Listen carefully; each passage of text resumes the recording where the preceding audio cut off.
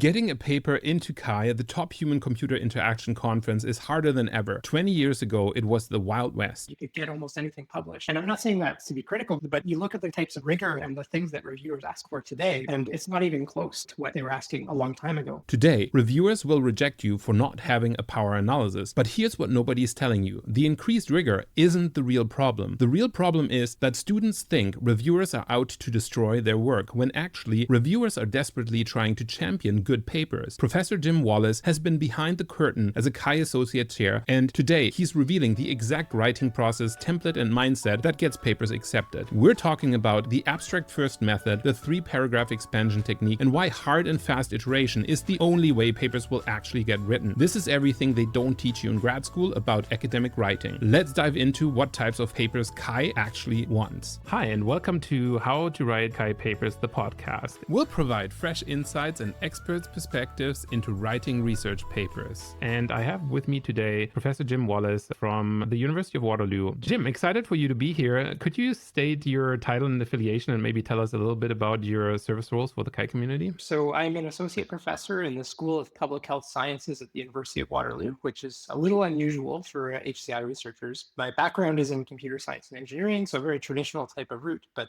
I ended up here in the School of Public Health. And so a lot of the work I've done, I started off in a very traditional kind of CSCW research space, and I've slowly drifted towards games and health and just understanding how we can take technology and make it more accessible to folks working in the health space. Were you asking about me and my service roles as well? That was the main question, yeah. What have you done for Chi? Like, why should a junior researcher come to you for advice for Chi papers? So in terms of my service roles, I've mostly been involved with Chi as an AC. So I've been an AC on the Games and Play subcommittee quite a few times. Before that, I reviewed for a number of years. And then a few years ago, I was involved with the Science Jam as well, which was a whole bunch of fun. And I hope we're able to do that again sometime soon. Exciting. And that's obviously what we're looking for. We're trying to go through the ranks of everyone that has AC'd for Chi before and just find out what the secret sauce is behind the approach to writing Chi papers. And now, obviously, I've invited you to the show today because I want to find out what types of papers does the Chi community want. Now, this is a big question to ask right at the start, but just from your own experience, sort of behind the scenes, sorting out what the good and the bad papers are, what types of papers do you think are papers that are wanted and needed in the community? Or does that even matter for a student wanting to write a Chi paper? How much time do we have? I can talk about this forever. So, I mean, there's a bit of an easy answer in terms of what papers they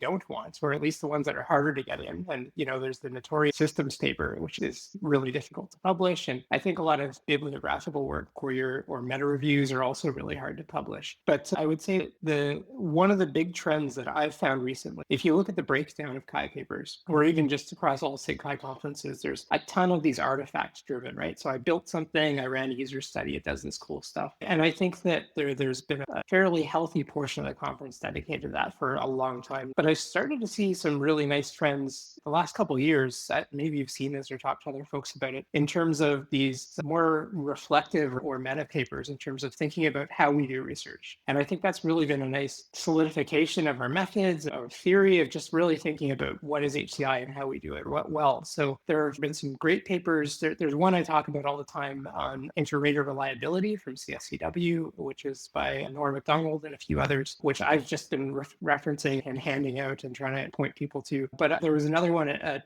Chi Play last year on statistical methods and null hypothesis testing, and Hark No More a couple of years ago at Chi as well. And so I think there's this whole genre right now of just HCI researchers sitting back and reflecting on practice. And so I personally get really excited when I start seeing these papers, and I think that I'm not alone. I think there's a lot of probably mid-career research folks who are just really kind of sitting there and thinking like, okay, how do we do this really well right now? And that's always the most exciting kind of paper to see in your inbox or when you're looking through the proceedings. That's nice. I might actually come to you after this episode and ask for a couple of links to include for the course for some of your favorite picks for these papers that could be useful to some of the junior researchers. But for now, let's try and put ourselves into the shoes of a young researcher wanting to write their first paper. And as you said, like, this is sort of a mid-career thing. maybe for some more senior people that have been writing papers for a while and they're looking for the thing that makes it interesting for them. But what are your recommendations for somebody that's a young researcher, they're wanting to write their first Chi paper? Where do you even start? There's thousands of papers submitted every year. There are so many being reviewed. There are obviously currently impediments in place given that we are in a global pandemic. But what are the recommendations for young researchers to write their first Chi paper? Where should they go? What should they undertake? What direction? Good question. I think that whatever research space you're in, you've got to talk to your advisor, talk to other people, and come up with that unique contribution, something that you know is important. Even if it's niche, I think sometimes niche is even better. You can't make a paper that's going to be great for everybody. You've got to kind of pick that application, pick some technology, and really run with it. And I think in terms of practical advice for someone starting out, it's small steps, right? Like you're not going to get everything perfect on the first pass. I'm a really big believer in just sketching out the paper and iterating hard and fast. And I know that's a bit of a cliche, right? But I think that's honestly the only way that papers ever get written. You write something, you realize it's crap, and you go back and you revise it. And especially when you're starting out, you're going to get a lot of feedback from your advisor, from your co-authors, and you've really just got to learn to understand what they're saying, how to improve. So I think that's the biggest piece of advice I would share. So tell us a little bit more about that method that you're recommending there. You said hard and fast iterations, right? And so again, what do you start with? I'm looking at a blank page right now.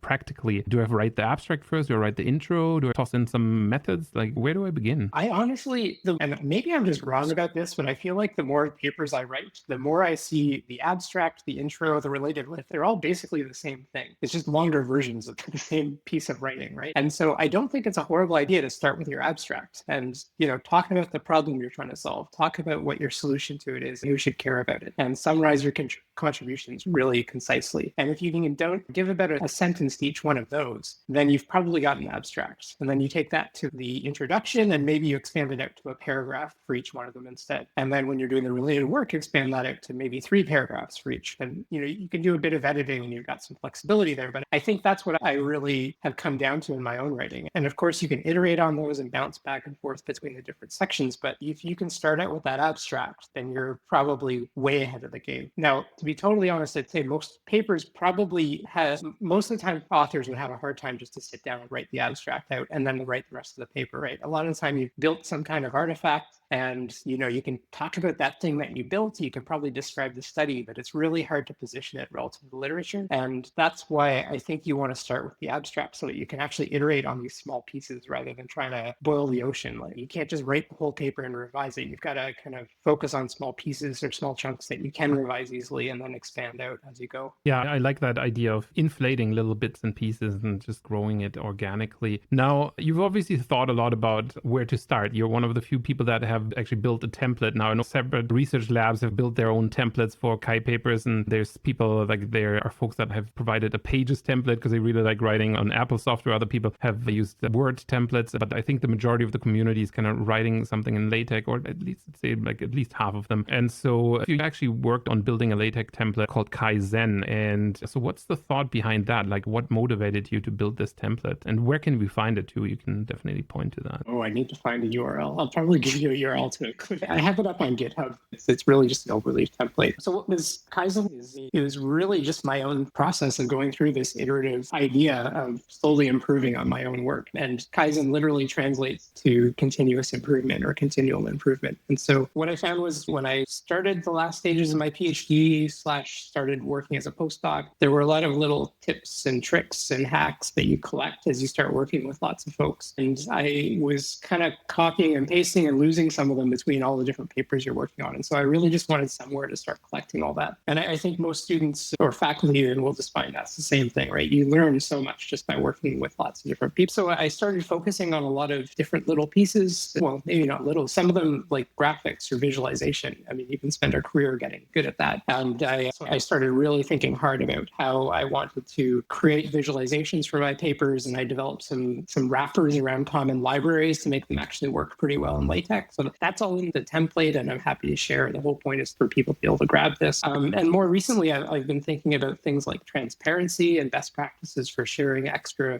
code snippets or ethics materials. And so I've been pulling in a lot of things that other people have been writing from Kai and just trying to document that, put it in one place so students can go in and grab it as they need to. And so this template keeps growing every year. I just add to it, and it's by no means anywhere close to finished. It's a work in progress, but it's something that I've just been trying to distribute to folks in our research group. And it also is a good chance to get feedback. And, you show something like this to somebody and they're going, oh, well, what about this other thing that you haven't talked about? It's a great way to identify other gaps. And the other thing that I've really been, I started, I guess, building this. So when I started building Kaizen, the other thing that I was really thinking about was how to make this easier for students, especially students writing their first Kai paper. So the first year or so that I was a faculty member here, I developed this checklist, which had lots of kind of steps that you'd walk through as you're writing the paper. And so, did you handle your reference formatting correctly? Did you reference all of your figures in the text of your paper? Like little things like that you can just forget about, especially in the rush to submit something close to the deadline. And so that checklist kept growing and growing. And what I found was that it really wasn't a checklist, becoming a short book. And it wasn't really useful in the way that I wanted it to be. So I've taken parts of that and moved it into this template so that I can expand on some of the ideas, add a bit more detail. But the checklist is actually still at the end of this template as well. So it gives people another tool to use if they find it useful. Nice. Yeah. And I think that's a very common approach. Like I said, different labs have their own little checklists and things to say what goes in there. What does go in it content-wise? You've already hinted at that in writing the introduction. And I feel like many people have a similar approach there, but it's like how do I lay out the narrative of that Kai paper? And like most people coming to scientific writing at least know that there is an introduction, there's,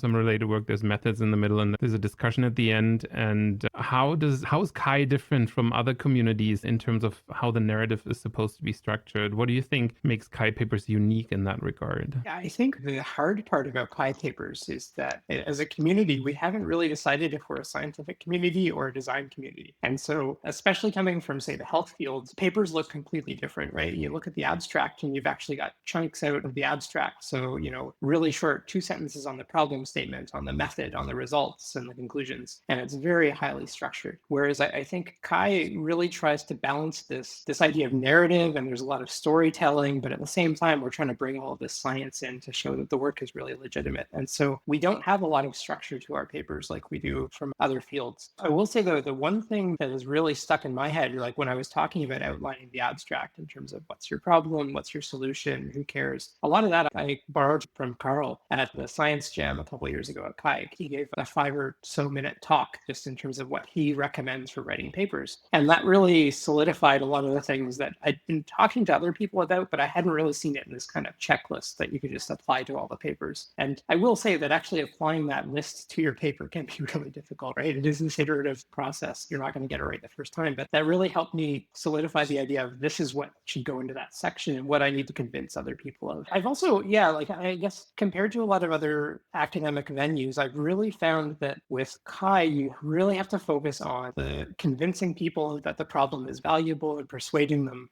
There is a lot of persuasion going in, right? And that's good because I think science by definition needs to be skeptical, but I don't think we always go in with that mindset. We say, we built this really cool thing and we're really excited about it. Everyone else should be too. But sometimes you actually have to work to get everybody else excited about it. So there's that element of persuasion that you really need to get used to, I think, in terms of writing. And to me, that's tied a little bit more to the design aspects of the field rather than the science. As we're preparing our students for reviewing and we really want to build things that are valuable for the community, how do reviewers evaluate papers? Like, what are the quality criteria for excellent papers? You can probably relate a little bit to the process at KaiPlay that we've just gone through, where now we have rubrics. We're looking at context, methods, clarity as sort of the cornerstones of good academic writing.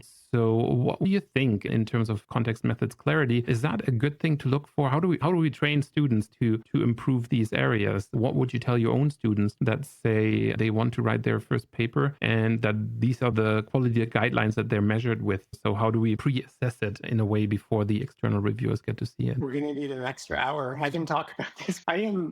I'll just start by saying I am super excited by what KaiPlay is doing. There's also been some really nice progress from interactive surfaces and spaces. And a couple of years ago, CSCW, I think, was probably the leader, although what's the Ecomp has also made a lot of progress. And so I think there's been a really good push just to have more opportunities for people to revise and resubmit, because the whole Chi one deadline a year, no chance to really change small things has really been a problem for a long time. In terms of Chi Play, I'm really excited about the division, as you said, between methods and domain expertise. I don't know. I think it's an experiment. I think we'll really see how it plays out. But I think at the very least, separating out methods is a really good improvement, because it means that as an SC, you can go and try to find somebody who's at least used the method before and might have an appreciation for decisions that people need to make when they're applying it, or trade-offs in the type of analysis you're going to get, or quite often even just the objective of that method. So there was a really nice workshop on challenges for qualitative research or transparency last year at Chi, and they did a great job of just talking about how reproducibility isn't always an issue for qualitative research. But then you take the research to Chi and everyone says it has to be reproducible, and that's not necessarily compatible with what that method is aiming for. So I think if you're able to flag that in your submission, you should be able to get a better match, at least between the reviewer and the paper's intended contribution. Honestly, for students, I think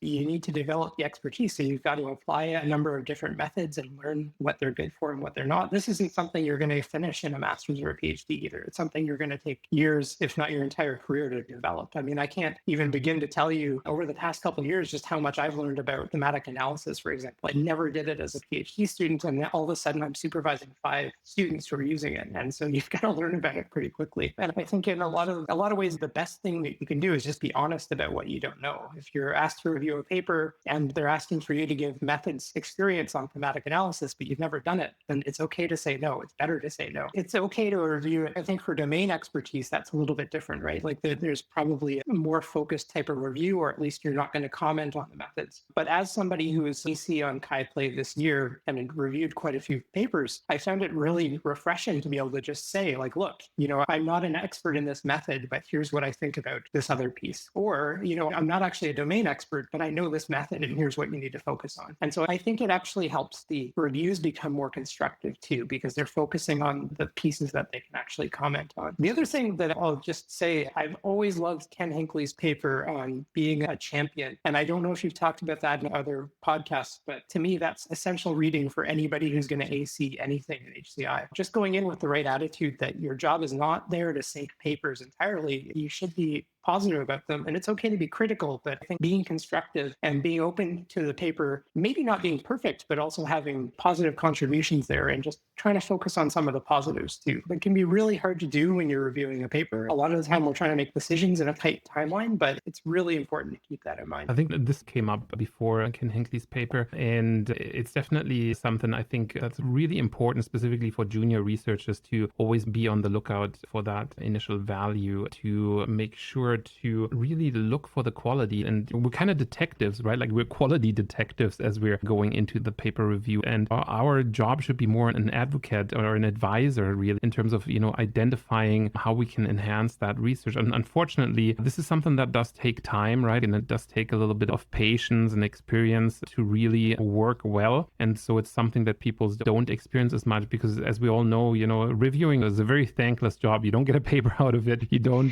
really get accolades. I mean, even the little flag that you get in PCS that you've done an excellent review. I mean, are you going to write that in your annual performance report? Maybe, but I have. I've actually gotten great credit for that before. There you go. Okay. So yeah, but I mean, it might not work with every faculty out there and other folks, but it's still, we do need to do more in that space. But to go back to the process of writing, right? What would you recommend for students that are new to the field? And you just said, even for yourself, when you're somebody that has training in a different field and all of a sudden you learn thematic analysis, because during COVID, it seems like interview studies are becoming more common because it's easier to interview people through video chat these days, and we can't really run in-person studies. So a lot of people are picking up new qualitative methodologies to try and help them through this period of running online user studies, and thus also the popularity of methods like qualitative analysis. So the question really is, as you're changing your expertise, would you recommend to, at any point in there, to still review papers? And at what point do you make the judgment call, I know enough about this that I want to review papers, because I also feel like there is some value in reviewing and understanding even a field that you're just learning still yourself. I mean, obviously as a PhD student, still learning a lot of the methods that they're also already asked to review papers in. Now, what would you say is a good way to go about that if you want to undertake the reviewing process as a process of learning how to write your own Chi paper? I might answer this by talking about something completely different. I think that, so, I mean, the short answer is I think that students should be involved with the reviewing process. And I think you need to get your head in there just to see other work and see the discussions that are happening behind the scenes. But one of the things that I've really been, it's struck me lately is this issue of, it's almost expectation inflation, right? If you look at Chi papers 20 or 30 years ago compared to what they're like now, it's just night and day. It was the Wild West, right? You could get almost anything published. And I'm not saying that to be critical, but you look at the types of rigor and the things that reviewers ask for today, and it's not even close to what they were asking a long time ago. I think that's actually a really challenging, and it's a bit of a negative feedback loop, because students going in today just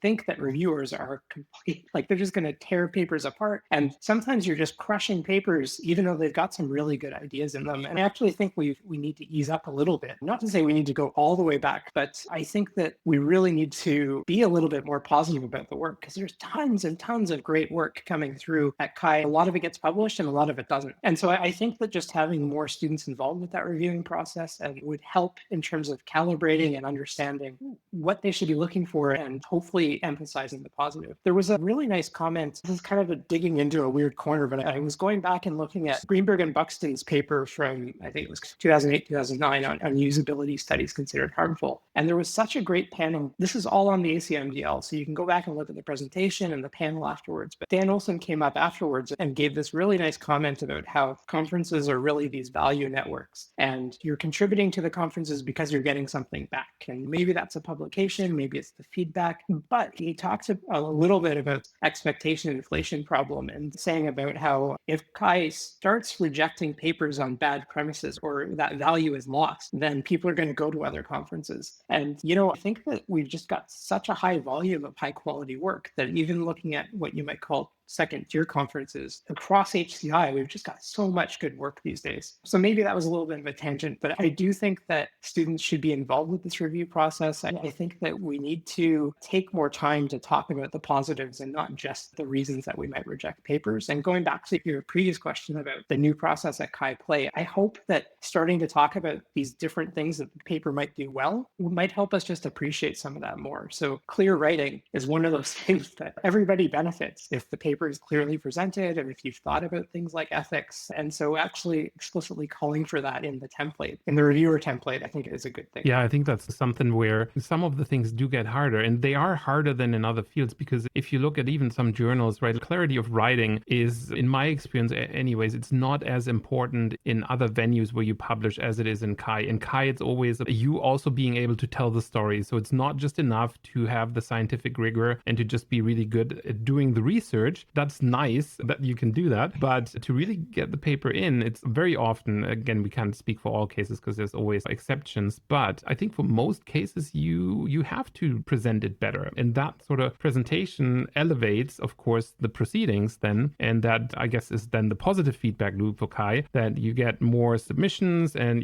we go from a couple of hundred even a decade ago to now thousands, and really two panels that we have seen like 2 or 3 years ago, they were already saying this is not sustainable. How do we keep Chi a reviewable conference, right? So I do think it's interesting how your notion about change of expectation also leads to, are we actually seeing more quality overall? What does it do with the actual content of the conference? What do you think? That's tough too. I mean, yeah, I don't even know if I have a strong opinion about that.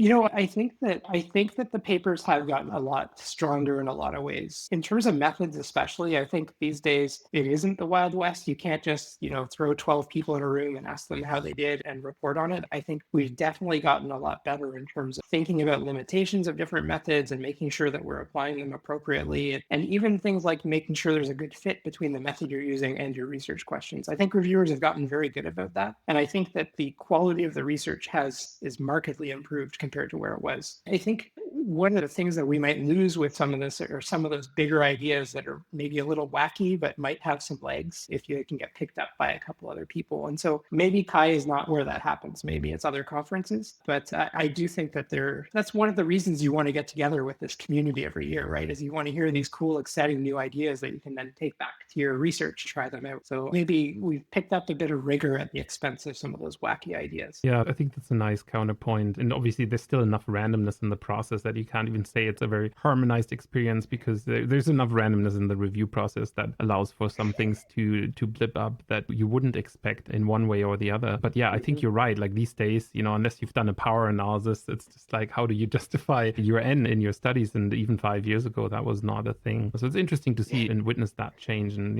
hopefully leading to just an improved credibility, I think, also on the scientific side. Okay, so my last question for today is, what do you think about fairness? I mean, we had all these discussions, but what strategies are people doing? What do you think these days on the reviewer side to ensure fairness in the process? Like, is it even fair? Can it ever be fair? What is Kai doing to keep it fair, to make sure that all of the different reviewers are providing good feedback? Because as authors, we're so easy to blame reviewers, but on the AC side of things, it really trickles up all the way to the papers chairs that kind of, they're usually good-hearted, or they want the best for the community, and trickles down all the way to the reviewers that might not have a lot of time, might just try to get it done in short periods of time. And so how do we ensure that fairness, that the high-level goals are still being met? Maybe I'll just start by saying that one thing that I've learned as an AC and seeing behind the curtain as to how all of this happens, I think that every single person in the process has the best of intentions. And I think that it's just amazing to see all the work that goes into making the conferences, and just how serious everyone takes quality. And for the most part, everyone really wants to have, very constructive feedback and do the authors justice. And I think quite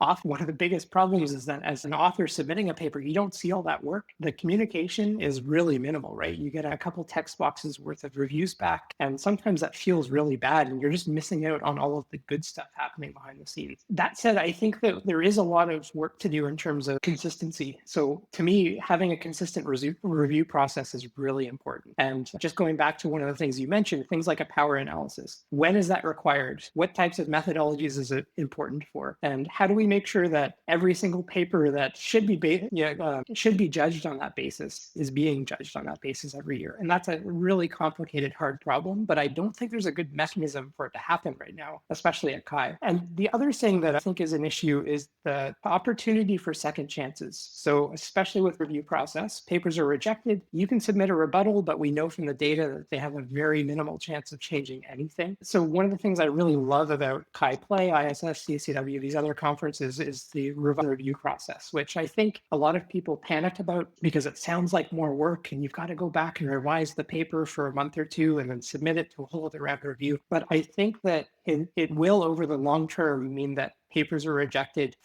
only for really big, good reasons. And that if there are little things that you need to tweak on the paper, you should get that second chance. And so to me, I think that things are moving in the right direction. And it always feels like change takes longer than it should. But I really feel like the way things are set up now is going to drastically improve the conference for the next 5 or 10 years. I don't even know if I answered your question or not. Yeah, it's all about the vision of where it's going and whether we're really sure that we can maintain that fairness to authors. And I think that's an important point that you mentioned there. I think really allowing second chances, I think this whole new process with the journal model attached to it just kind of opens up a lot of these possibilities. So obviously we don't have it for Kai yet, but I see that kind of coming in the long term as a thing that might be more relevant as more conferences are moving towards that model. All right. So thank you very much for taking the time today. This was very insightful talking to you about all these things. And I'll see you at Kai, which is about to start. It was my pleasure. Thanks for having me on. Hey, it's Leonard here again. I just wanted to say thank you for tuning in to this latest episode from the archives of How to Write Chi Papers. As you might have noticed, this has aged quite a bit. I think we recorded this 5 years ago. I'm very happy and excited that we're picking up the podcast again. I'll see if I can manage to maintain posting new episodes on a regular basis, but I'm excited to be working on this as we're relaunching the podcast. And as you might have noticed, it has a new title, How to Write Research Papers. So as we're relaunching, we're giving it a new title. I hope this still is interesting for you. And of course, we're going to try to take an angle on AI and all the changes that are coming with AI to the podcast. So stay tuned as we're updating this and relaunching this. It's been a while since I posted an episode, and I thank you so much for tuning in back in the day when we started it, and we'll see if we can continue. Podcasts are a lot of work, so I don't promise too much, but I'm excited to pick this back up. See you in the next episode.